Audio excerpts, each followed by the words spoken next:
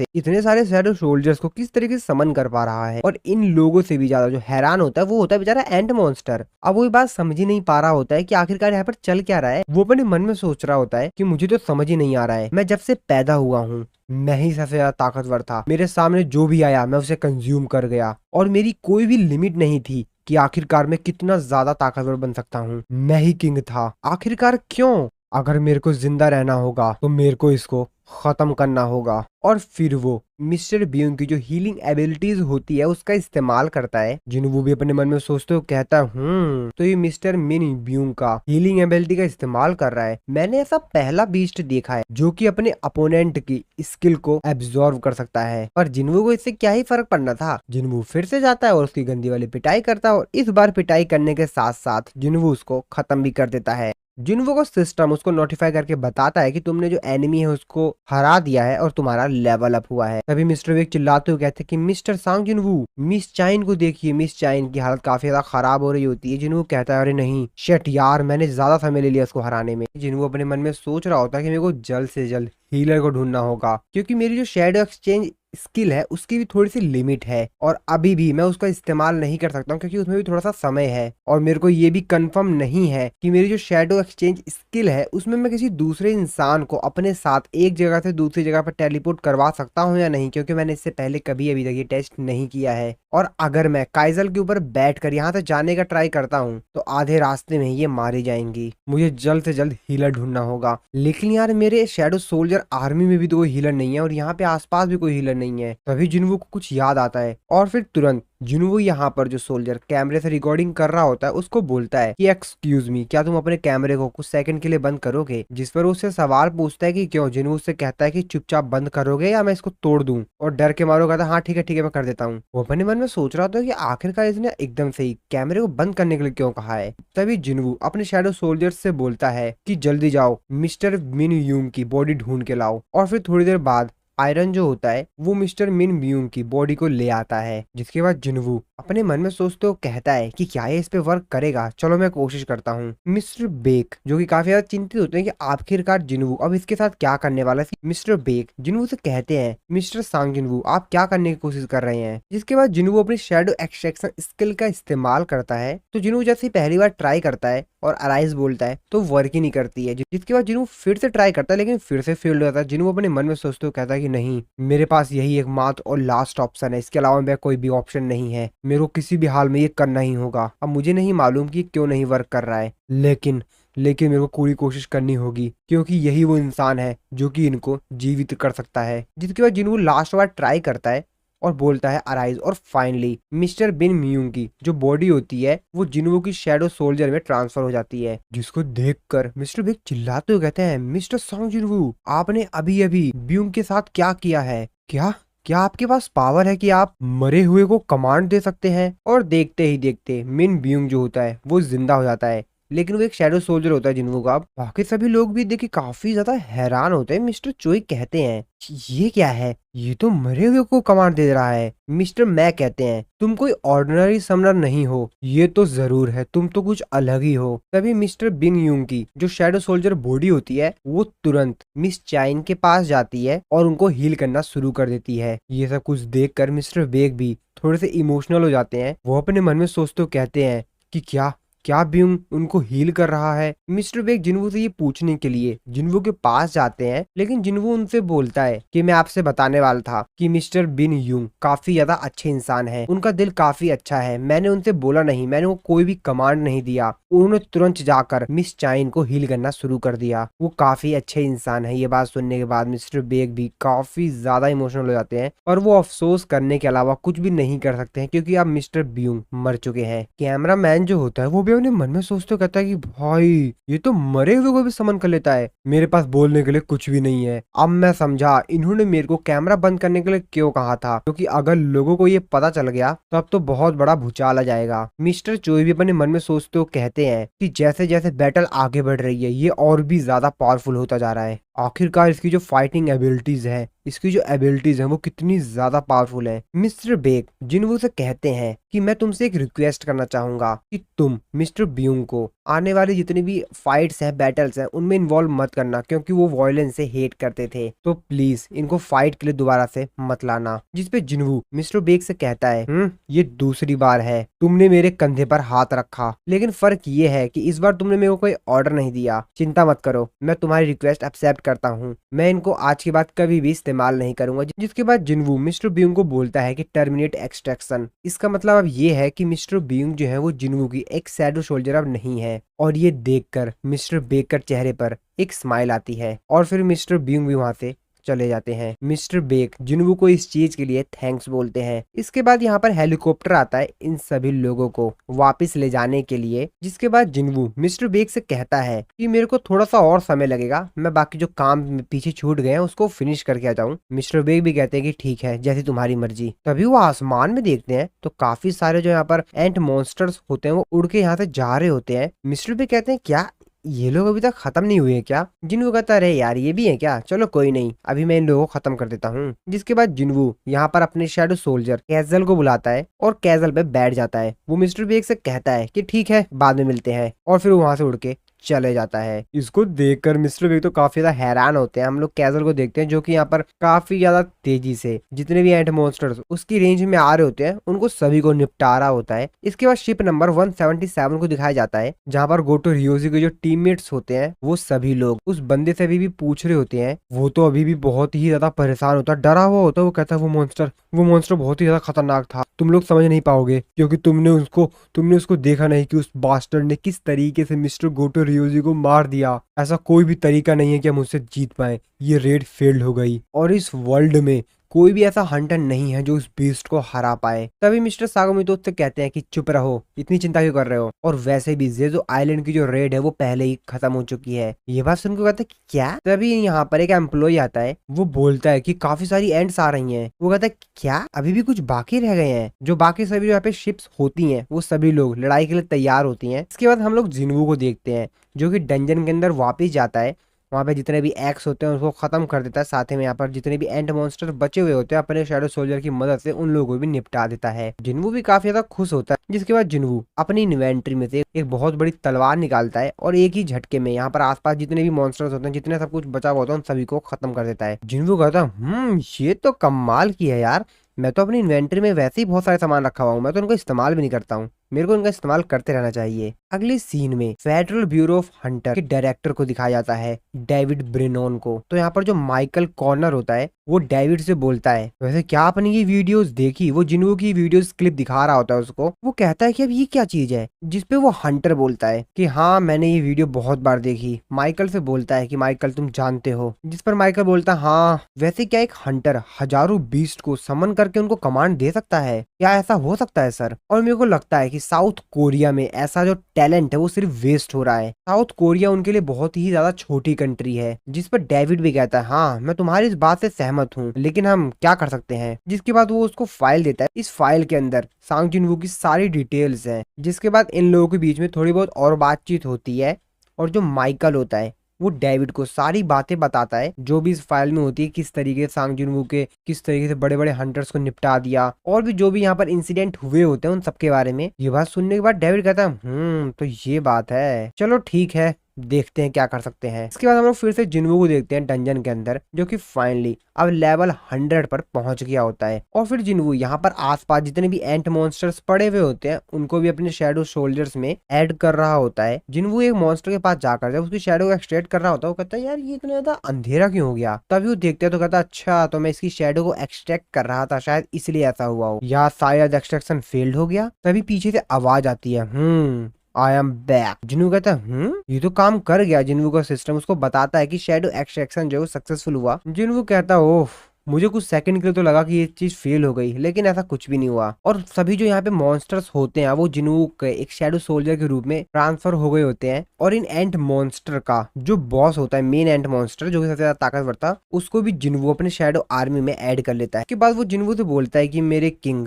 मेरे को मेरा नाम दीजिए। जिन्वू थोड़ा सा सोच विचार करता हुआ कहता है यार अब इसका नाम क्या दूं, इसका नाम बेरू सही रहेगा। जिसके बाद जिन्वू उसको बताता है कि तुम्हारा नाम बेरू है। बेरू भी अपना नाम सुनने के बाद कहता है थैंक यू मेरे मास्टर। जिन्वू जो क्यून एंट मॉन्स्टर होती है उसके पास जाता है उसकी शैडो को एक्सट्रैक्ट करने के लिए। और जैसे ही अराइज बोलता है, आसपास जितने भी उसके शैडो सोल्जर होते हैं, जो मॉन्स्टर्स बने होते हैं शैडो, वो सभी के सभी जिन्वू के ऊपर अटैक करने के लिए आ रहे होते हैं। जिन्वू कहता है यार एक मिनट, मेरी पावर इनके ऊपर कमजोर हो रही है क्या? तभी जो बेरू होता है वो जिन्वू को बताता है कि एक्चुअल में जो क्यून है इनकी ही पावर इनहेरिट की गई है। तो जो क्यून है वो पूरी कॉलोनी पर रूल करती है। इस पे जिन्वू कहता है अच्छा, तो इसका मतलब ये है कि जब तक क्यून जिंदा रहेगी तब तक इसके पास पावर है कि ये एंट्स को कमांड कर। बेरू कहता है हाँ बिल्कुल। क्यून की जो माना होती है वो वैसे तो कम होती है, और क्यून की जो माना है वो ज्यादातर समय रिप्रोडक्शन के लिए ही इस्तेमाल की जाती है। और यही वजह है कि इसके पास कम माना है, और अब इसकी जो बॉडी है वो रिप्रोड्यूस नहीं कर सकती है। जिन्वू कहता है फिर तो ये लड़ाई में काम ही नहीं आएगी।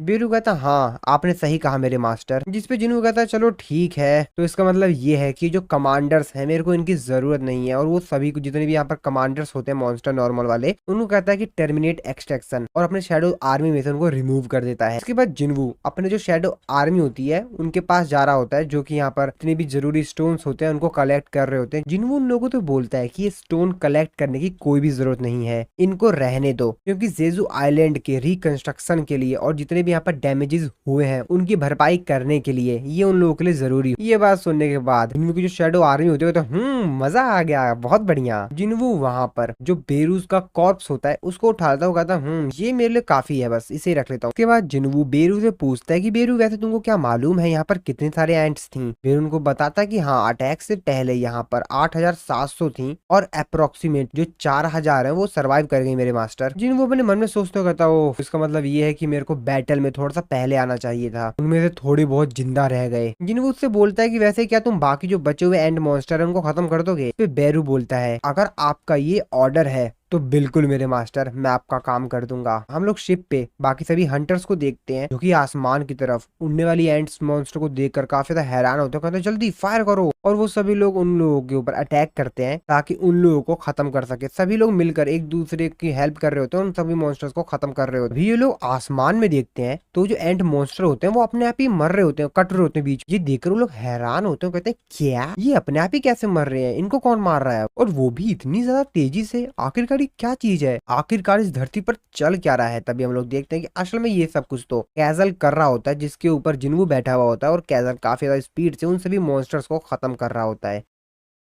साउथ कोरिया में से सभी एंट मॉन्स्टर्स जो कि बच गए थे उनको खत्म करने में लगभग 2 दिन लगे, और कुछ एंट मॉन्स्टर्स चाइनीज कंट्री के एरिया में भी पहुंच गए थे, जहाँ पे चाइनीज कंट्री के शिप्स होते हैं वो उनको खत्म करने के लिए पहुंच गए होते हैं। वो शिप उनके ऊपर अटैक नहीं करते हैं, बल्कि उन लोगों की जगह एक हंटर होता है जो उन सभी एंट मॉन्स्टर्स मारने के लिए तैयार होता है, और फिर उन लोगों के ऊपर अटैक करके उनको खत्म कर देता है। हालांकि हमको इस हंटर का चेहरा नहीं दिखाया गया था, लेकिन वो हंटर बोलता है ये सभी बीस्ट्स तो सिर्फ नॉर्मल हैं। सांग जिन्वू इन एंड मॉन्स्टर से फाइट करने के बाद भी जिंदा है, मतलब कुछ बात तो है। इसके बाद अगले सीन में स्कैवेंजर गिल्ड के गिल्ड मास्टर थॉमस एंड्रे को दिखाया जाता है, जहां पर उनके एक असिस्टेंट लायरा उनके पास आती है और उनसे बोलती है आपको क्या लगता है सर इसके बारे में? तो वो लोग भी यहाँ पर जिन्वू की बातें कर रहे थे, क्योंकि पूरे न्यूज में पूरी दुनिया के जितने भी न्यूज चैनल होते हैं इसी चीज को कवर अप कर रहे होते हैं कि किस तरीके से जिन्वू ने यहाँ पर उस मॉन्स्टर को खत्म कर दिया। थॉमस एंड्रे बोलता है कि मिस्टर वांग और सांग जिन्वू एक इंसिडेंट की वजह से कनेक्टेड है, और ऐसा हो सकता है कि वांग डोंग सू के जो ओल्डर ब्रदर था उसका मर्डर सांग जिन्वू ने किया हो, और इसीलिए मिस्टर वांग डोंग सू अपना बदला लेने की सोच रहा है। और अगर ये बात सही भी हो कि ये सब कुछ हुआ था तो सांग जिन्वू से मिलना थोड़ा सा कठिन होगा। लायरा उनसे पूछती है कि अगर वो दोनों फाइट करेंगे तो आप क्या करेंगे? थॉमस एंड्रे कहता है लायरा तुम जानती हो मिस्टर वांग डोंग सू स्कैवेंजर गिल्ड की प्रॉपर्टी है, और स्कैवेंजर गिल्ड मेरा है, और मैं ऐसे किसी को भी नहीं छोड़ता हूँ जो कि मेरी प्रॉपर्टी के साथ छेड़खानी करने की कोशिश करता है, यहाँ तक कि वो गवर्नमेंट ही क्यों ना हो। तो जेजू आइलैंड के इस रेड में जो टनल था उसके अंदर जितने भी आइटम्स, जितने भी क्रिस्टल्स, जो कुछ भी उन मॉन्स्टर्स को मरने के बाद बचे थे, वो उन सभी को इकट्ठा करने के लिए यहाँ पर काफी सारे लोग आए हुए थे। तो हेलीकॉप्टर से यहाँ पर सभी लोग नीचे उतर जाते हैं, जो भी हंटर्स वगैरह होते हैं। तो इनमें से जो हंटर होता है वो अपनी स्टोरी यहाँ पर सुना रहा होता है, अपनी बड़ी तारीफ कर रहा होता है। तो उसका जूनियर बोलता आपकी कहानी सुन के मेरे को काफी ज्यादा मोटिवेशन मिला। और जब ये लोग यहाँ पर सर्च कर रहे होते हैं कि कहाँ कहाँ पे आइटम्स पड़े हुए हैं, तभी इन लोगों के ऊपर कुछ एंट मॉन्स्टर अटैक कर देते हैं। लेकिन उनमें से जो एक हंटर होता है वो उस एंट मॉन्स्टर को खत्म कर देता है। एक्चुअल में ये लीडर होता है इन लोग। तभी ये लोग देखते हैं कि वहां पर एक बहुत बड़ा सा इंसान आ गया होता है, जिसको देखकर ही सभी लोग काफी ज्यादा डर जाते हैं कि आखिरकार अभी ये कौन है। तभी उनका लीडर पूछता है कि तुम कौन हो। लोग आपस में बात करने लगते हैं, क्या ये कोई इंसान है या कोई मैजिक बीस्ट। रुको रुको, फायर मत करना। इनका लीडर भी कहता है हाँ हाँ रुको रुको रुको, पहले हमको इससे बात कर लेने दो, अभी इसके ऊपर शूट मत करना। तो अभी वो बंदा आकर इन लोगों को कुछ बोलता है। ये सभी लोग देख के काफी ज्यादा हैरान होते हैं, कहते हैं क्या एक बीस्ट बोल सकता है। तो अभी वो एक चुटकी बजाता है, और जैसे चुटकी बजाता है इन सभी के माइंड में कुछ होता है, और ये सभी लोग देखते ही देखते यहाँ पर बेहोश हो जाते हैं। तभी इन लोगों के पीछे से एक और बंदा आता है। फिर ये लोग आपस में बात करने लग जाते हैं यहाँ पर कि क्या तुमको चेक करना चाहिए। हाँ, मेरे को उसकी पावर थोड़ी बहुत तो महसूस हुई थी, उसकी पावर काफी ज्यादा थी। मुझे नहीं मालूम कि आखिरकार क्यों वो इंसानों की मदद कर रहा है।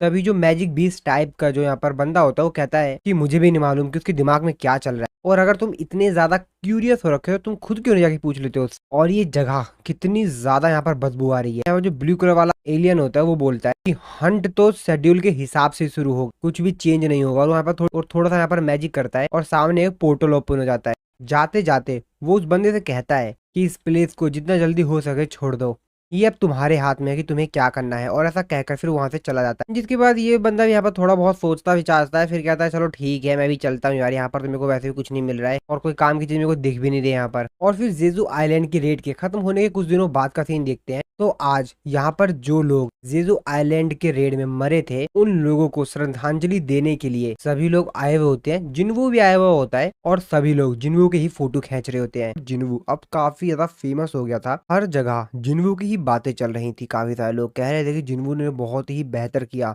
मैं तो उसकी स्किल्स देख के काफी ज्यादा हैरान था। मैं तो सोच भी नहीं सकता कि आखिरकार कैसे कोई इतने सारे बीस्ट को समन कर सकता है। हम लोग पिछले 10 साल से इन एंट से फाइट कर रहे थे पर हम जीत नहीं पाए, और जिन्वू देखो किस तरीके से आया, उसने खत्म कर दिया। ये तो काफी बेहतर इंसान है। और भी काफी सारे लोग इसी तरीके से बातें कर रहे होते हैं, क्योंकि लोगों ने जब जिन्वू एस रैंक का हंटर बना था उसके बाद से पहली बार उसको एक्शन में देखा था कि जिन्वू की स्किल्स क्या है, वो किस तरीके से लड़ता है। और इसी वजह से काफी सारे लोग उसके फैन भी बन गए हैं। लोग बातें कर रहे होते हैं कि क्या इसको एक नेशनल लेवल का हंटर मान लेना चाहिए, क्योंकि जिस तरीके से फाइट स्किल्स थी, जिस तरीके से ये उतने पावरफुल एंड मॉन्स्टर से लड़ा, वो तो काफी ज्यादा अमेजिंग थी। और भी इसी तरीके से इंटरनेट पे बातचीत चल रही होती है, जिन्वू के बारे में लोग बात कर रहे होते हैं। और जैसा कि अच्छाई के साथ साथ बुराइयां भी आती हैं, तो काफी सारे लोग जिन्वू की तारीफ भी कर रहे थे, लेकिन काफी सारे लोग उसको क्रिटिसाइज भी कर रहे थे। उसको क्रिटिसिज्म भी झेलना पड़ रहा था। लोग बातें कर रहे थे कि क्या होता अगर जिन्वू रेड में काफी समय पहले ही आ गया होता, या वो शुरुआत से ही रेड में रहता,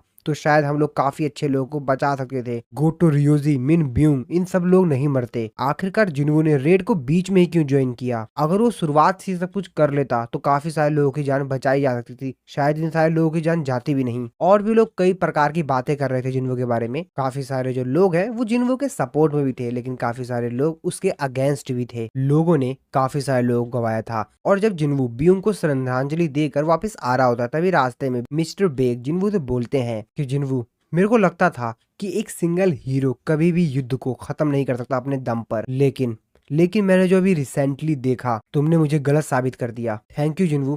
तो मिस चाइन की भी जान बच गई होती है। तो मिस चाइन जिन्वू की तरफ देखती है, जिन्वू भी उनकी तरफ देखता है, और फिर मिस चाइन पत्नी भाई क्यों शर्माने लग जाती हैं। अब जिन्वू उनको देख कर कहता है भाई ये इन्हें क्या हो गया। अब वो भी बेचारा कंफ्यूज होता है कि अब मैं क्या बोलूं। तो 5वें जेजू आइलैंड की रेड में टोटल 4800 हंटर्स ने पार्टिसिपेट्स किया था, और उन हंटर्स में से 727 ऐसे हंटर्स थे जो कि रीअवेक्ड हुए थे, और उनमें से 64 अवेक्ड हंटर्स और 32 सिविलियंस मारे गए। हालांकि लोग तो इसमें भी काफी सारे मारे गए, लेकिन जो हमने प्रीवियस अटेम्प्ट्स किए थे जेजू आइलैंड पे रेड करके, जो पहले 4 रेड्स किए थे उनके कंपैरिजन में इस बार जो 5th रेड थी इसमें काफी कम लोग मारे गए हैं। इसके बाद हम लोग कुछ देर बाद का सीन देखते हैं जहाँ पर मिस्टर गो और जिनवू आपस में बात कर रहे होते हैं, वो बैठे हुए होते हैं। मिस्टर गो जिनवू से बोलते हैं, तो तुम्हारी प्लानिंग है कि तुम अपना खुद का गिल्ड खोलोगे। वैसे मैं तुमको बता दूं कि एक सर्टिफाइड एस रैंक के हंटर को गिल्ड मास्टर लाइसेंस की कोई भी जरूरत नहीं होती है। तुम एसोसिएशन को अगर सिर्फ एक फोन कॉल भी कर दोगे तो तुम्हारा काम हो जाएगा, बाकी सब कुछ मैं देख लूंगा। जिनवू उनसे बोलता है कि ठीक है। जिनवू अपने मन में सोच रहा होता है, ओ